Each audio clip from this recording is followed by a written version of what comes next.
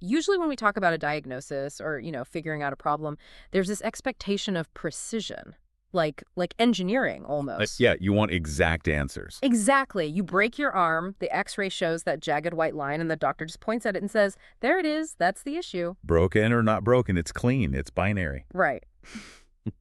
But step into the ancient theological promises surrounding a man named Abraham, and that x-ray machine just completely shatters. It really does. Yeah, because you're looking for a clean line of cause and effect, and instead you find this messy, fragile web of moving parts. So today we are doing a deep dive into an extensive paper by Chris R. Velasquez. It's titled, God's Promises Continue Through Isaac. And it's a fascinating piece of work. It really is, and we are asking a pretty terrifying question today. What happens when God promises you the world and then, just lets the clock run out? Oh, man. It is the ultimate tension, isn't it? Definitely. Because we are looking at this concept of covenant continuity, which I know it sounds super academic. Yeah. A bit dense. But stripped of all the theological jargon, it's fundamentally about how a promise survives. Like, how does it endure when faced with impossible odds or biological realities and just intense human frailty? Right. If Abraham represents the beginning, like the reception of a massive reality-altering promise, then his son Isaac represents its sheer, stubborn survival. And I think that's why this matters so much to you, the listener, because if you're sitting in traffic right now or, I don't know, folding laundry, and you're thinking about a situation in your own life that feels delayed or maybe totally abandoned, this text is going to fundamentally challenge how you view that waiting period. Absolutely. Because we all live in that tension, right? Between a promise made and a fulfillment that we're just waiting for. Exactly. And Velasquez argues that to understand why Isaac matters so much, why his survival is such a massive deal, we actually have to rewind far past his birth. Oh, way past it. Right, all the way to the beginning of the human story. Yeah. We have to look at the original blueprint of how God designed human progress. Yeah, and that's crucial. Because covenant continuity wasn't some later theological patch job. Like a backup plan. Exactly. It wasn't God scrambling to invent a fix when things went wrong. Velasquez points out that it was built into the very fabric of creation. Okay, let's unpack this, because that's a big claim. It is. But when you look at Genesis 1, specifically that command to be fruitful and multiply, you see that God designed humanity as a generational race. History was meant to unfold transgenerationally. Transgenerationally. I like that word. Right. It means the plan was always bigger than one person. Which is such a massive paradigm shift from how we view the world today. I mean, we live in a culture that is so obsessed with the individual. Oh, completely. We measure success by a single lifespan, right? Like my career, my legacy, my immediate impact. Me. Exactly. But this ancient blueprint suggests that a single human life was never meant to be the whole story. The family unit, this generational structure, was the primary instrument for carrying history forward. It was an unbroken chain, or at least it was supposed to be an unbroken chain of stewardship. Right. In this original design, children are not just biological accidents. They aren't personal accessories to make us feel fulfilled. They are the literal mechanism for divine progress. Wow. Humanity was meant to pass down life and blessing and this pure relationship with the divine from parent to child. Seamlessly. But then obviously we hit Genesis 3 through 11, the fall. The great disruption. And that chain doesn't just crack, it completely shatters into a million pieces. It really does. Sin shatters the generational continuity. It breaks the links between husbands and wives, parents and children, brother and brother. Genesis 3 through 11 is essentially just a rapid-fire tragedy. That's a great way to put it. You've got the first couple hiding in a garden, and then immediately you have a brother murdering a brother. Cain and Abel. Right. Then a guy named Lamech boasting about violence, and eventually an entire society scattering at Babel. It's a total systems failure. Total failure. It is the devolution of humanity. Sin completely disrupts that generational chain we were just talking about. But the biological part is still happening, right? Oh yeah, the biological mandate to multiply is still happening. People are still having kids, but they are no longer passing down pure stewardship. They are bequeathing corruption. Just passing down trauma. Exactly. The generational structure becomes this transmission belt for brokenness and violence and alienation. Humanity's passing down exile. So if the mechanism God built to move history forward is now actively passing down destruction, The normal progression of history is tainted. Deeply tainted. It's like, well, think of it like this. If the family is a generational relay race, and that's how humanity progresses, what happens when all the runners suddenly break their legs? Oh, that's a visceral image. But yeah, The race can't continue naturally anymore, right? The natural continuity is broken. The race organizer has to physically carry the runners. that is exactly where the concept of the line of mercy comes in. Velasquez talks about this line of mercy running through a fractured world.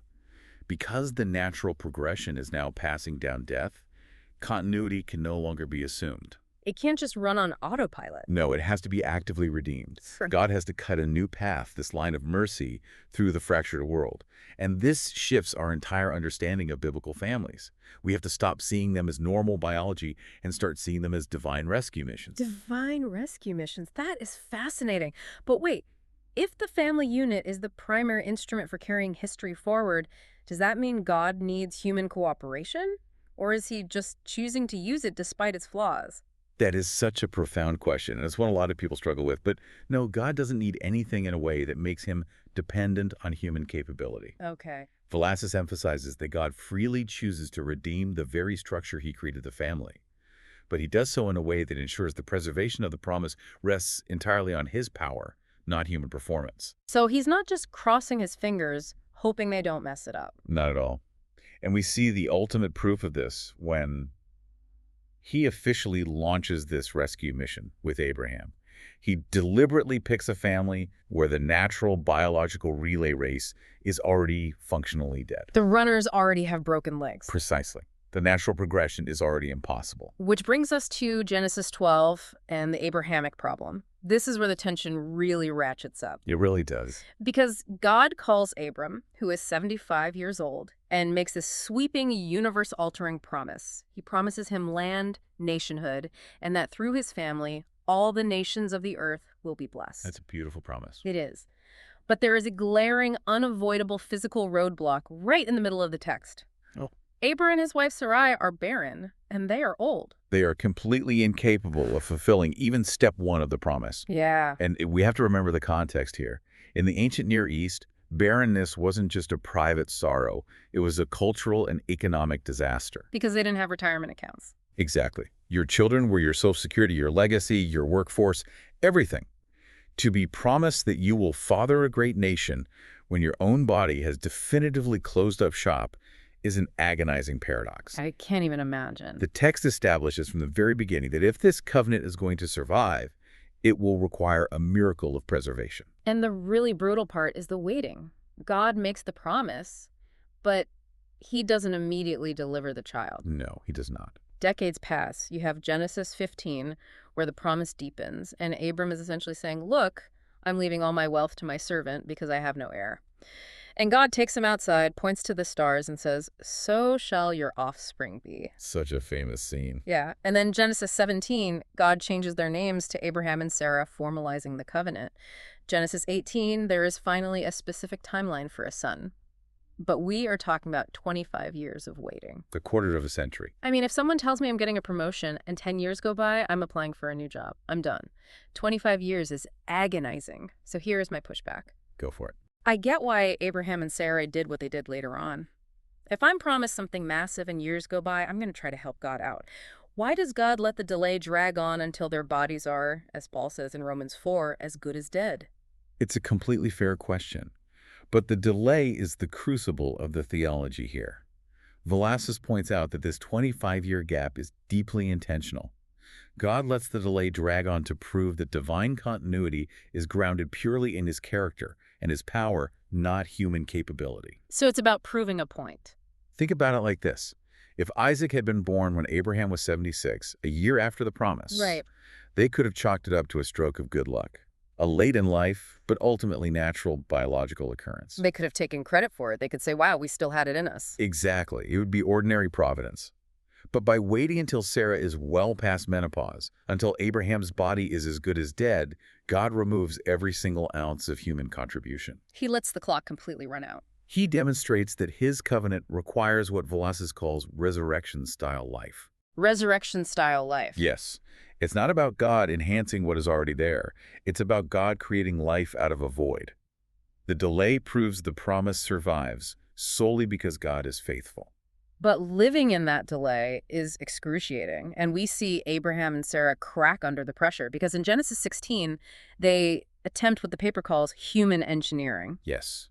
Human engineering versus divine timing. Sarah gives her Egyptian servant Hagar to Abraham to have a child on her behalf. And I think it's easy to judge them for this. We read it and go, oh, ye of little faith. But honestly, I get it. Oh, absolutely. If you believe God has promised you something and the window of opportunity is just slamming shut, the temptation to help God out is overwhelming. It is the most natural human reflex in the world. We all want control. And to add historical context, Sarah's strategy wasn't just some random act of desperation.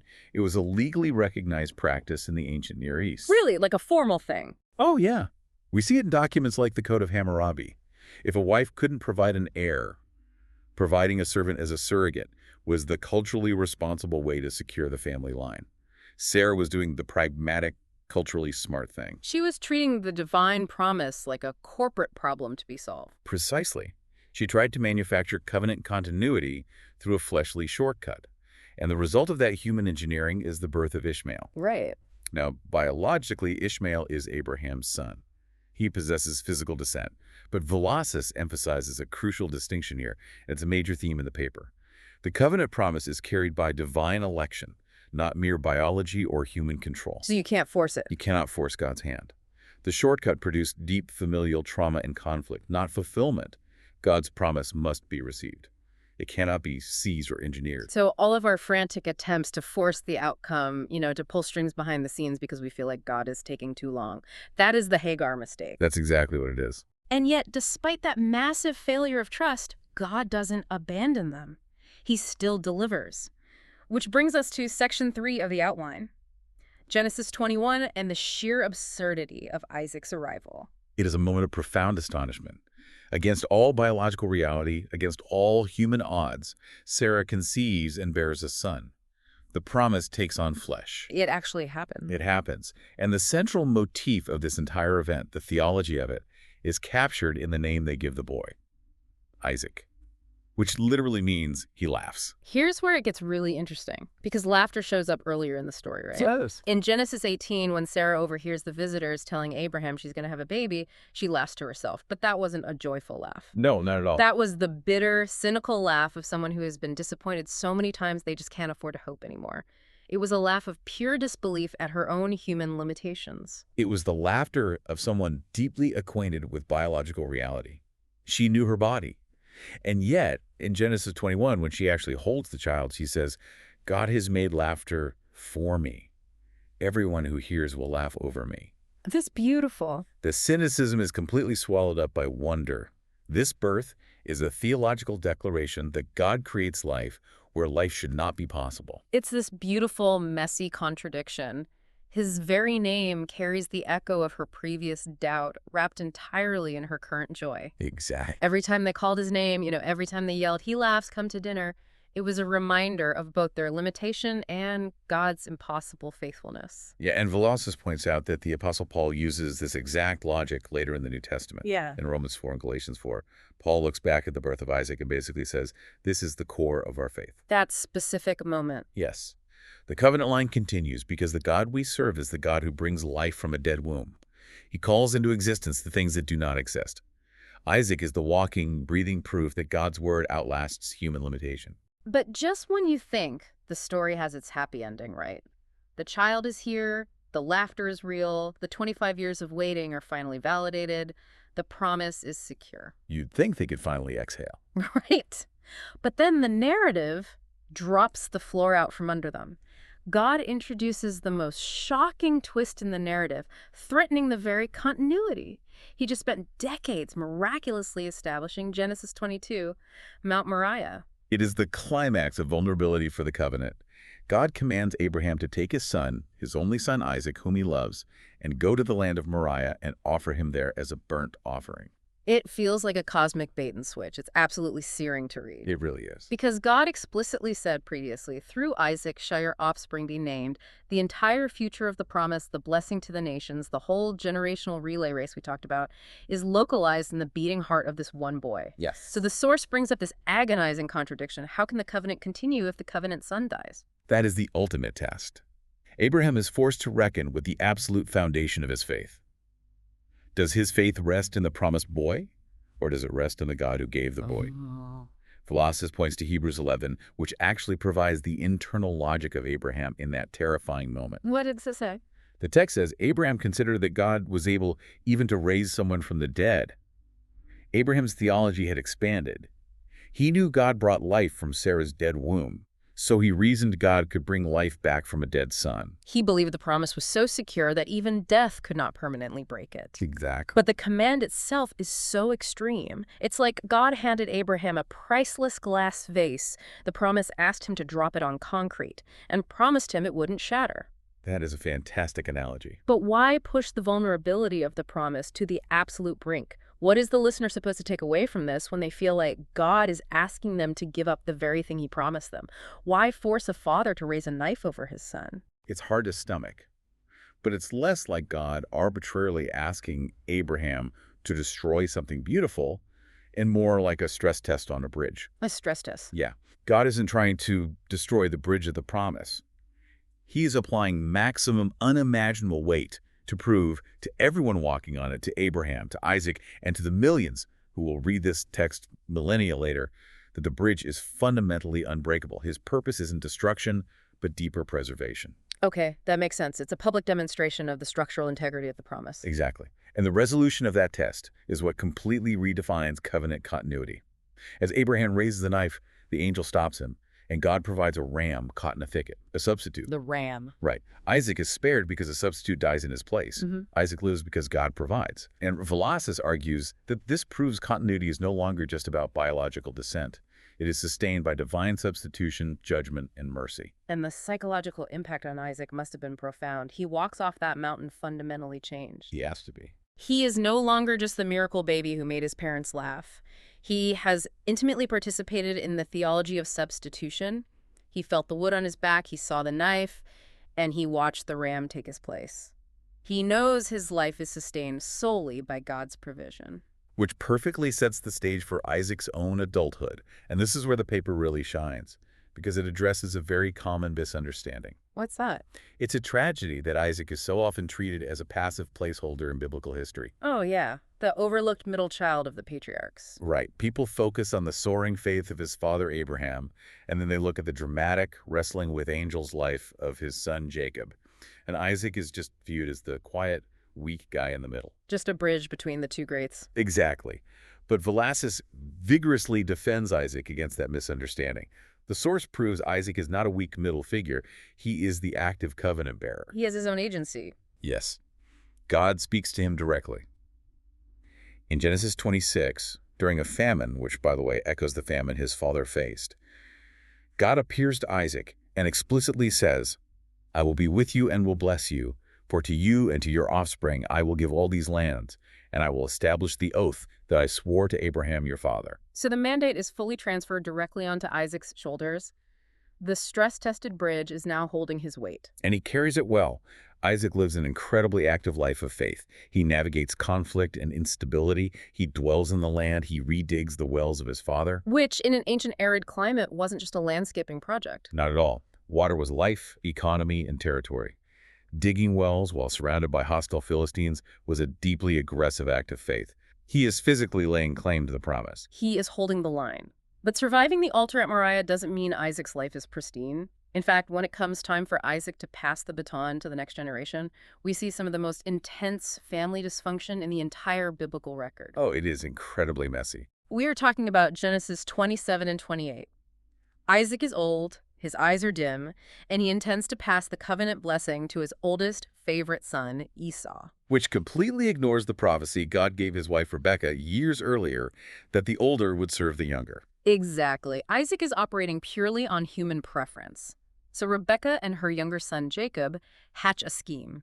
Jacob dresses up in his brother's clothes, puts animal skins on his arms to mimic his hairy brother, and flat out lies to his blind father. He steals the blessing. He steals it. It is a stunning display of deceit, favoritism, and manipulation. It's a complete mess. You have a father playing favorites, a mother engineering a deception, a son lying to his dying dad, and a brother vowing murder as a result. A total disaster. If the promise is supposed to be this holy, sacred thing, how does it survive this level of toxic contamination? That is the most profound comfort hidden in this text, and Velazquez highlights this beautifully. The promise is passed on despite this staggering human failure. Despite the manipulation. Yes. Despite the human manipulation and the flawed fathers, the divine election remains operative, not because the family performs perfectly, but because God's fidelity overrules human dysfunction. Wow. Jacob was a deceiver, but he was the chosen bearer of the promise. Isaac's flawed favoritism couldn't derail it. Rebekah's scheming didn't invalidate it. The promise survives because God is the true covenant keeper, not because the family has their act together. That is so reassuring for the listener. Because we so often think that if we mess up, if we have a dysfunctional family, or if we make a selfish decision, we have permanently disqualified ourselves from God's plan. We all think that. But this text says the continuity of God's promise runs right through the middle of brokenness. It runs through blind fathers and deceitful sons and rival siblings. You don't need a perfect family or a flawless track record to be part of God's unfolding plan. Precisely. The burden of continuity is on him, not on our flawless track record. And this passing of the baton from Abraham to Isaac to Jacob establishes a triad that becomes the heartbeat of the rest of biblical history. It proves that human weakness does not cancel divine promise. Never. And we see that triad explode onto the grand narrative stage in the book of Exodus. Hundreds of years later, the family has grown into a massive nation, but they are enslaved in Egypt. They are utterly crushed. Yeah. And in Exodus 2.24, the text gives us the key to their deliverance. It says, God heard their groaning, and God remembered his covenant with Abraham, with Isaac, and with Jacob. It becomes the patriarchal formula. Exactly. It is the theological receipt of continuity. The God of the fathers is not forgotten. He reaches into the misery of slavery and acts in history specifically because his promise transcends generations. Velazquez traces this unbroken line beautifully through the rest of the Old Testament. The family becomes a nation, the nation becomes the Davidic kingdom. Right. And then they face another massive threat. The kingdom collapses. They are conquered by Babylon and dragged into exile. Which is another enormous stress test for the vulnerability of the promise. In the ancient mind, if you lost your land and your temple, your God was defeated. The exile should have meant the total annihilation of the covenant. Because the land was part of the original promise to Abraham. Exactly. But it didn't end there. The prophets declared that the promise survives the exile. This proves that continuity depends on divine fidelity, not merely on the physical possession of real estate. They lost the land, but the promise remained alive, ultimately fueling their return and restoration. And that unbroken line marches straight into the New Testament. You open up the Gospel of Matthew or Luke, and you are immediately hit with genealogies. Ah, yes, the genealogies. Now, I have to be honest, genealogies usually put people to sleep. They do. It's just a wall of difficult-to-pronounce names. Abraham fathered Isaac, and Isaac fathered Jacob, and Jacob fathered Judah. Why start the ultimate story of human history with a dry list of ancestors? Because ancient genealogies are not just DNA tests or family trivia. In the ancient world, a genealogy was a legal and theological document. It established your right to rule, your legal standing, and your inheritance. So they are receipts. They are absolute receipts. They are proof of God keeping his word over millennia. Matthew and Luke are using these lists of names to make a massive theological claim, the bridge held. The stress test of history through slavery, exile, dysfunction, and delay did not break the promise. They are linking Jesus of Nazareth directly to that unbroken line. Exactly. Matthew specifically anchors Jesus to Abraham and Isaac to prove he is the ultimate heir to everything promised in Genesis. Hold on. So when Velazquez says in the paper that Isaac is a type and that Jesus is the greater Isaac, what does that actually mean? You're saying Isaac isn't just a historical figure, but a living, breathing archetype, a foreshadowing. Yes, that is the Christological fulfillment. Typology is how the biblical authors show that God's actions in the past are previews of his ultimate actions in the future. Go back to Moriah. You have a beloved son, the son of promise, carrying the wood for his own sacrifice up a mountain. Right. But at the last second, a substitute is provided, and the son is restored. The ram in the thicket. Exactly. But the typological pattern demands a fulfillment. God's provision at Moriah pointed forward to the ultimate provision. Jesus is the greater Isaac. He's the ultimate covenant son carrying the wood of the cross up the hill. Wow. But here is the searing difference. Unlike Isaac, Jesus was not spared. No substitute was caught in the thicket for him because he was the substitute. Jesus was given up. The Father did not withhold his only Son. That is heavy. So the tension of continuity, the fragile thread that barely survived barren wombs and messy families in ancient empires, is finally and permanently secured. Yes. Not by a ram, but by the crucified and risen Messiah. Covenant continuity is secured forever by resurrection. And Velazquez emphasizes that continuity doesn't mean stagnation. It develops. The promise wasn't preserved for centuries just so one specific tribe could have ethnic pride. It was preserved for a global mission. Blessing the nations. Exactly. God told Abraham, "In you, all the families of the earth shall be blessed." Through the greater Isaac, the covenant explodes outward. It expands from a single Middle Eastern family to a multinational global church, culminating in the millennium, new creation, and eternity. Which raises a really practical question. At the final judgment, the source says the question isn't about physical connection to a tradition, but faith. Right. So how does the physical line of Isaac morph into a spiritual inheritance for the listener? If the historical biological line of Isaac was the vehicle, how does a modern listener with zero biological connection inherit this? That is the exact question Paul answers in Galatians. He argues that the true heirs of the promise were never determined strictly by biology, but by faith. Because Jesus is the ultimate seed of Abraham, anyone who is united to Jesus by faith is grafted into the family tree. Your spiritual DNA is rewritten. Yes, you become a full, legitimate heir to the promises made to Abraham and Isaac, not by bloodline, but by belief. So you are woven directly into the continuity, which means this ancient theology has massive grounded implications for how we live today. It really does. It leads perfectly into the practical implications for our daily lives. Living the truth faithfully. Velazquez outlines some compelling practical applications, right? Specifically for parents and leaders. Yes. For anyone raising children or mentoring the next generation, the story of Isaac demands a shift in perspective. We have to think generationally. We are not just raising kids for our own immediate gratification, we are stewards of a covenant legacy. But we must avoid the Hagar mistake. Exactly. Don't try to manipulate or control what only God can preserve. Faithful parenting is trustful stewardship, not frantic engineering. You pray, you teach, you model faithfulness, but you cannot force a spiritual awakening in your child any more than Abraham could force Sarah's womb to open. You have to trust God with the people who ultimately belong to him. Right, and the same logic applies to leaders and churches. Ministry is about faithful transmission. You are passing on something you received. You aren't tasked with inventing a new promise from scratch. And Isaac's life proves that weakness does not disqualify you. Not at all. Leaders must learn patience and recognize that God uses frail vessels. Isaac was conceived in a dead womb. He was deceived by his own family. He lived a life marked by vulnerability. Yet he was the crucial bridge. For any leader feeling inadequate, Isaac is proof that God's power is made perfect in weakness. So what does this all mean? It all comes back to personal faith. Living in the tension of a delayed promise. Yeah. If you are a listener looking at a situation in your life right now that feels incredibly late, fragile, or totally barren, Isaac's story gives you a lens to interpret that. It demands that we completely reframe our view of delay. In our culture, delay usually implies denial. But through the lens of Isaac, delay does not equal abandonment. A long wait is not proof that God has forgotten you. It is the arena where God proves he can bring life from barrenness. It is an invitation to trustful stewardship instead of frantic engineering.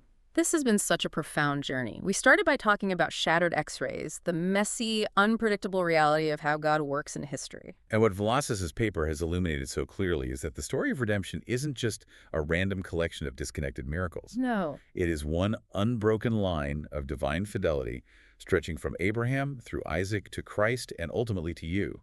The survival of the promise never depended on human perfection.